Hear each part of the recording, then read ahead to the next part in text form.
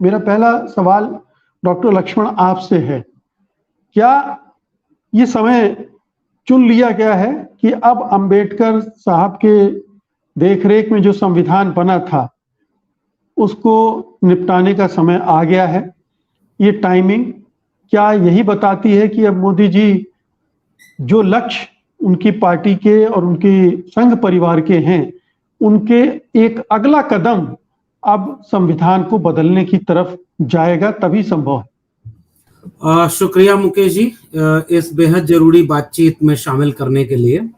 और आपका सवाल बहुत महत्वपूर्ण है और इस मामले में भी महत्वपूर्ण है कि हम असल में आज वर्तमान में जो परिस्थितियां हैं उनके मुताबिक दशा और दिशा पढ़ने की कोशिश करते हैं। हो सकता है कि हमारा आकलन सटीक न हो, या हो सकता है कि हमारा आकलन इतना कमतर हो और परिस्थितियां इससे भी कई गुना ज्यादा भयावह हो। मिसाल के तौर पर अभी हम लोग बात कर रहे हैं वो इस पूरे मुल्क के एक एक नागरिक के लिए सबसे जरूरी मसला है।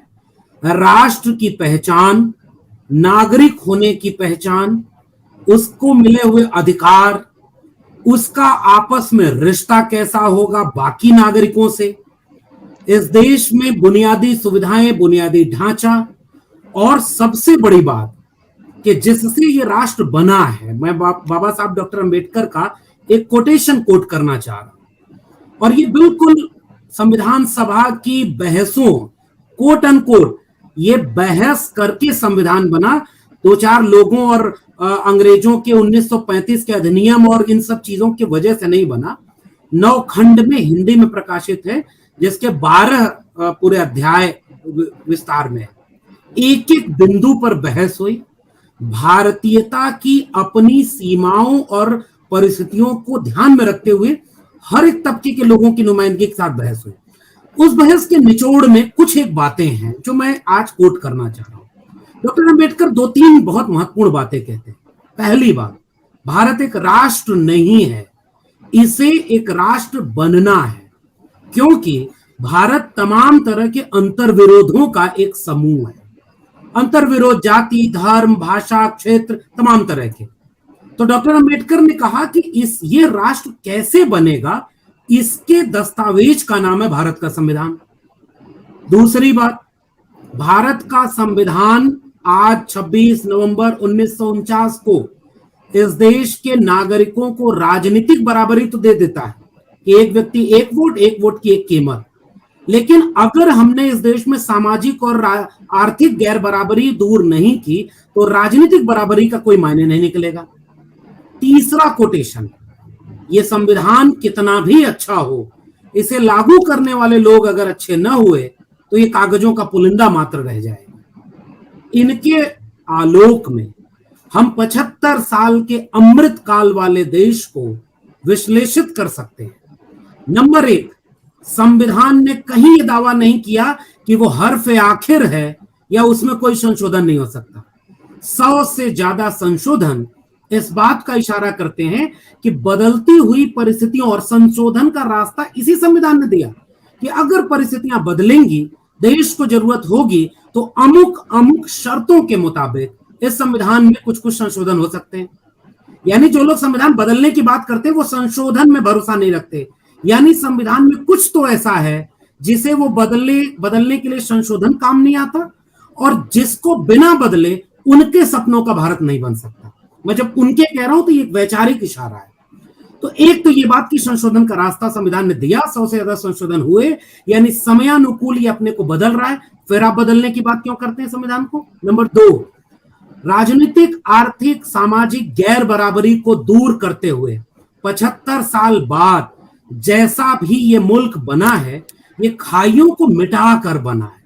हमने अभी पूरी खाई नहीं मिटाई, लेकिन इस संविधान ने इतना रास्ता दिया कि तमाम तरह की खाइयां मिटी हैं। इसका मतलब जो संविधान बदलना चाहते हैं, क्या वो इन खाइयों को बरकरार रखना चाहते हैं? क्या उनके पास कोई ब्लूप्रिंट है? मिसाल के तौर पर अमुक महोदय लिख रहे हैं, और वो कोई अब तक संविधान बदलने की बात कोई दोयम दर्जे का राजनेता, कोई प्रोपोगेंडा वाला बाबा, कोई धर्मगुरु, ये सब बोलते थे। अब की तो प्रधानमंत्री की आर्थिक सलाहकार जैसे ओहदे पर बैठा एक जिम्मेदार व्यक्ति बोल रहा है, इसका मतलब आरएसएस और बीजेपी क्या सोचती है, यह इसका एक बानगी है। वो कह क्या रहे हैं, स्वतंत्रता, समाजवादी, पंथ निरपेक्ष और प्रस्तावना के जो भी मूल्य हैं, अब ये औचित्यहीन हो गए।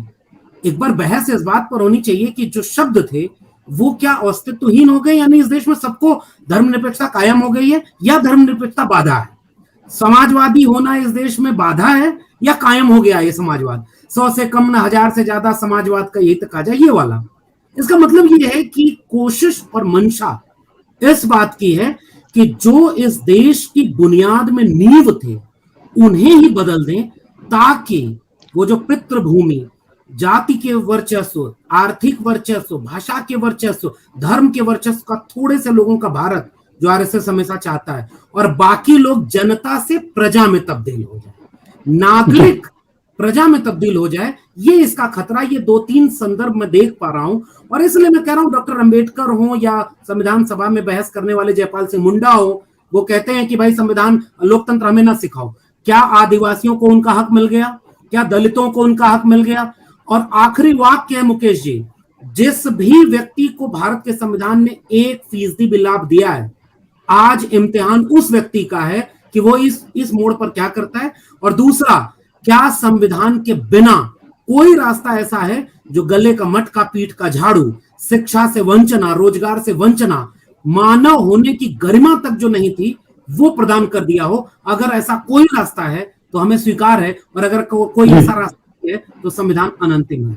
डॉक्टर यादव, ये अब मैं आपसे समझना चाहता हूं कि ये संविधान अगर बदलना चाहते हैं तो एक तो ये कि क्या सचमुच में जो फिरदौस साहब ने प्रश्न उठाया कि देश में इस संविधान को लेकर वो कमिटमेंट, वो जुड़ाव है कि ये हमारे पूरे राष्ट्र की एक आधारशिला है, अगर ये हिलेगा तो पूरा हिंदुस्तान हिलेगा।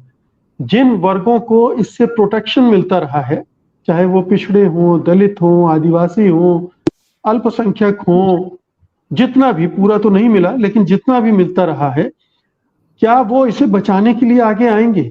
या ये इसी तरह से जैसे धारा 370 एक दिन अमित शाह संसद में खड़े होकर हटाने की घोषणा कर देते हैं, वैसे ही किसी दिन हम ये भी देखेंगे कि हमारा संविधान हमसे छीन लिया गया? जी, ये बहुत महत्वपूर्ण सवाल है कि आगे क्या होगा। और ये ध्यान रखने की बात है कि यहाँ नवीन पटनायक जैसे रीढ़ विहीन नेता भी हैं जो दंडवत हो सकते हैं अपने स्वार्थों के लिए। जी, अब नवीन पटनायक जी तो रीढ़ विहीन है, रीढ़ वालों को भी किस किस हथकंडे से दंडवत कर दिया जाए, संविधान के कमजोर किए जाने की ही एक कड़ी है। बिल्कुल ठीक चिंता आपकी है।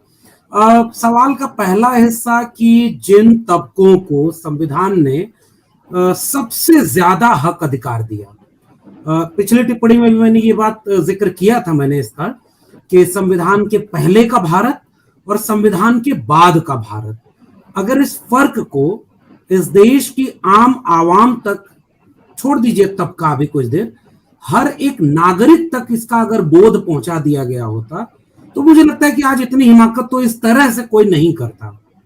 इसलिए राष्ट्र निर्माण की प्रक्रिया में बाधा रही है। किन किन वजहों से रही है ये अलग विषय है। इसका सीधा सा जवाब यही है कि जिन वर्गों को संविधान के पहले नागरिक अधिकार से छोड़िए, मनुष्य होने की बुनियादी अधिकारों तक से वंचित कर दिया गया था, संविधान ने उन्हें बराबरी में लाकर खड़ा कर दिया। तो ये सवाल बिल्कुल जायज है कि उन वर्गों की तरफ से ऐसे कदमों पर क्या प्रतिक्रिया होगी। मिसाल के तौर पर, अगर कोई बाबा किस्मत बताते बताते, अंधविश्वास फैलाते फैलाते हर प्रवचन या हर मंशा में साफ कह दे कि संविधान बदलना है, हिंदू राष्ट्र बनाना है, ये करना है, वो करना, और उस बावजूद इस घोषणा के इस देश का बहुतायत वंचित शोषित समाज उनका प्रवचन सुनने और उन जगहों पर जाए, तो मुझे लगता है कि वो पाठशाला विफल रही जो नागरिक बोध पैदा कर रही थी। तो ये इम्तिहान है वंचित शोषित तमाम दलित, पिछड़े, आदिवासी, अल्पसंख्यक, महिलाओं का।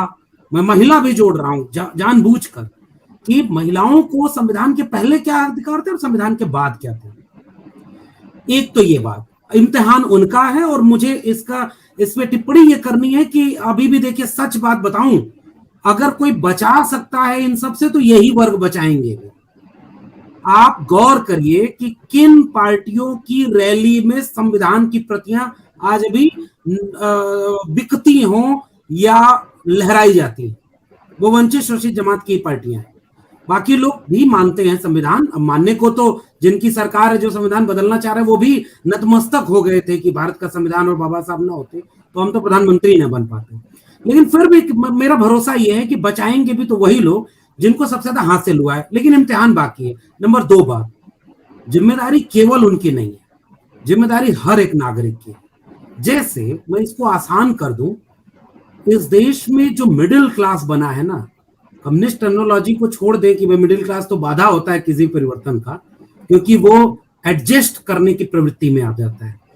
लेकिन मैं एक बात कह रहा हूं कि भारत के संविधान ने इस देश में एक बहुत बड़ा मिडिल क्लास पैदा किया है, जिसके हाथ में पहली बार कलम आई, किताब आई, नौकरी आई, थोड़ी वित्त आया, पूंजी आई, जमीन का मालिकाना हक आया, थोड़ी ताकत आई। इतने बड़े समूह को क्या ये नहीं पता कि अगर संविधान बदलेगा तो आएगा क्या? भाई वो तो अपनी मंशा में साफ है। आरएसएस और भाजपा कभी भी समानता व न्याय पर कभी नहीं चलेगी। वो सामाजिक न्याय नहीं मानती, वो सामाजिक समरसता की बात करते हैं। तो मैं ये कह रहा हूं कि वो हर घर तिरंगा तो कहते थे, लेकिन हर घर संविधान नहीं कहे, क्योंकि हमने संविधान का पाठ और संविधान का बोध वाली पीढ़ी नहीं तैयार की। तो इसलिए मुकेश जी, इस सवाल का जवाब तो यही है कि भगवा संविधान बना है। और जो अभी बात हो रही थी 2 पुस्तकों की, आज भी अभी गूगल किया जाए, दिल्ली में केवल संविधान की प्रतियां चलाई गई ये खबर नहीं मिलेगी। गूगल पर यह भी खबर मिलेगी कि दिल्ली में एक बड़ा सेमिनार आयोजित किया गया और उस सेमिनार में भगवा रंग का एक झंडा, भगवा रंग का एक संविधान और उस पर लिखा हुआ भारत का वैकल्पिक संविधान। उसको ये कहा गया कि 24 तक अगर हम संभाल लें तो 25 में 100 साल पूरे होते ही हम ये संविधान लागू करेंगे। क्योंकि ये जो मनुस्मृति थी, मनुस्मृति तो चंद साल पहले नहीं थी, तो बाबा साहब अम्बेडकर ने इसीलिए मनुस्मृति चलाया था। वो इतना बड़ा क्रांतिकारी कदम था, लेकिन हमने उनको पढ़ाया समझाया नहीं। अब संविधान कितना जगह, आखिरी मेरा भरोसा ये है कि मुश्किल होगा, अगर नागरिक वो थोड़ा भी जिंदा है तो संविधान बदलना मुश्किल होगा। लेकिन जो रवैया है, जो दिशा है, कुछ भी असंभव नहीं। अगर यही रहा तो बदला जा सकता है।